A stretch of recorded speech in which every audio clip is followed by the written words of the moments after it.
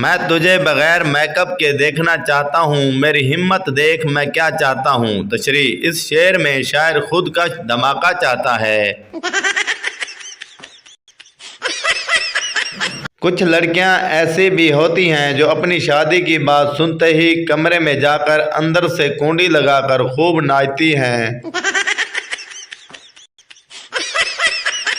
دیدار کی خاطر اس کے محلے میں ایزی لوڈ کی شاپ کھول لی۔ روزانہ ایک نیا شخص اس کے نمبر پر 100 کا لوڈ کروا جاتا۔ محبت نہ چلی، دکان چل پڑی۔ ناکام محبت، کامیاب کاروبار۔ لڑکیوں یاد رکھو، جب کوئی لڑکا کہے میں تمہارے لیے چاند تارے توڑ کر لا سکتا ہوں تو سمجھ جاؤ کہ وہ پکا چرسی ہے، کیونکہ سوٹا لگائے بغیر آسمان کا سفر کرنا ناممکن ہے۔ ٹیچر: شلوار کے ناڑے کو انگلش میں کیا کہتے ہیں؟ پپو، PhD۔ ٹیچر حیرانگی سے: PhD کا مطلب؟ پپو: پجامہ ہولڈنگ ڈیوائس۔ 2 دن سے میرا فون نہیں اٹھا رہی تھی، میں نے اس کی گلی میں جا کر آوازیں لگائی۔ ٹماٹر 30 روپے کلو، 1 منٹ میں باہر آ گئی۔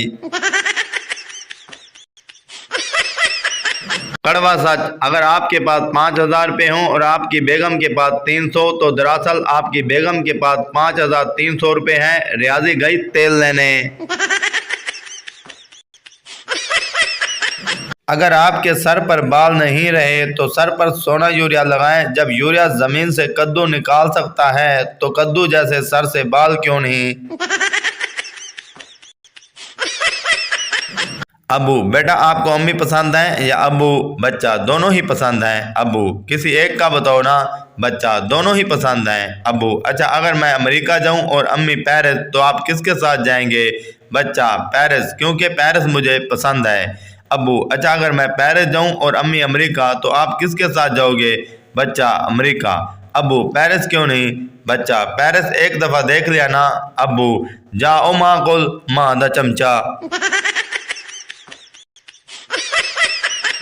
گرل فرینڈ: ہیلو جانو، آج تمہاری بہت یاد آ رہی تھی اور میں فری بھی تھی، سوچا تمہیں کال کر دوں۔ کیسے ہو تم؟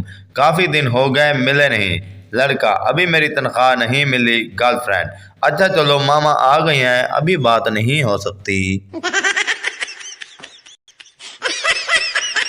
اگر بیوی میکے گئی ہو تو 73 عین کے مطابق نگران بیوی رکھی جا سکتی ہے یا نہیں؟ میرے موبائل کا پاس ورڈ تھا نہیں دسنا۔ بیوی نے مجھ سے موبائل کا پاس ورڈ پوچھا، میں نے 3 بار بتایا نہیں دسنا۔ اس کے بعد کیا ہوا؟ اے بھی میں نہیں دسنا۔ جو بھی یہ سوچتا ہے کہ پیسے سے خوشیاں نہیں خریدی جا سکتی، وہ پیسے میرے اکاؤنٹ میں جمع کروا دے، شکریہ۔ پٹھان دبئی کے ایک ہوٹل میں روسٹ کھانے کے بعد ہڈی چبا رہا تھا۔ پاس بیٹھا ایک انڈین بسکٹ کھا رہا تھا۔ اس نے پٹھان سے طنزیہ انداز میں پوچھا، خان تم لوگ ہڈی بھی نہیں چھوڑتے، تمہارے ملک میں کتے کیا کھاتے ہیں؟ پٹھان: ہمارے کتے بسکٹ کھاتے ہیں۔ جج: تمہارا جرم ثابت ہو گیا ہے، کل تمہیں پھانسی پر لٹکایا جائے گا۔ پٹھان: وہ تو ٹھیک ہے لیکن اتارا کب جائے گا، کیونکہ ہم شام کو رکشہ چلاتا ہے۔ زندگی میں 2 طرح کے لوگ ہمیشہ ملیں گے، کنفرم لعنتی اور مطمئن بغیرت۔ جانوروں کے ہسپتال میں الگ ہی چکر ہوتا ہے، وہاں رجسٹر میں نام مالک کا لکھا جاتا ہے اور بیماری جانور کی، جیسے نام حاجی اقبال، بیماری دم میں سوجن۔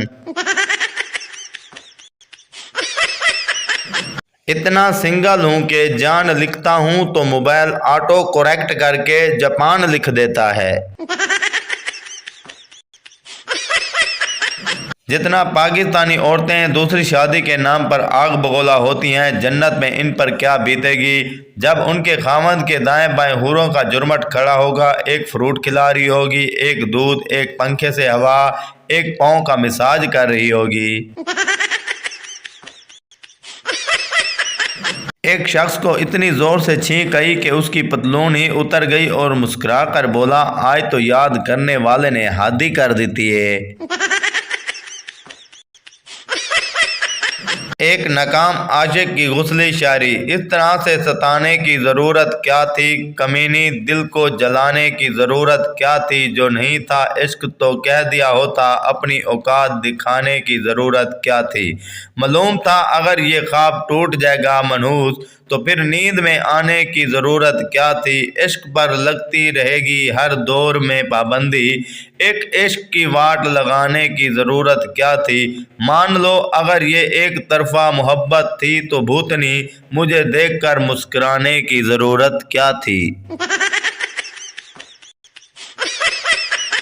ایک بس حادثے کا شکار ہو گئی، بس میں سوار لڑکی کی ٹانگ ٹوٹ گئی، لڑکی رو رہی تھی اور کہہ رہی تھی کہ ہائے میری ٹانگ ٹوٹ گئی۔ پٹھان نے لڑکی کو روتا دیکھا تو کہا، کنٹرول یور سیلف پلیز، سامنے اس بندے کو دیکھو، وہ مر گیا لیکن پھر بھی چپ چاپ لیٹا ہوا ہے، ایک تو تم لڑکیوں میں صبر ہی نہیں۔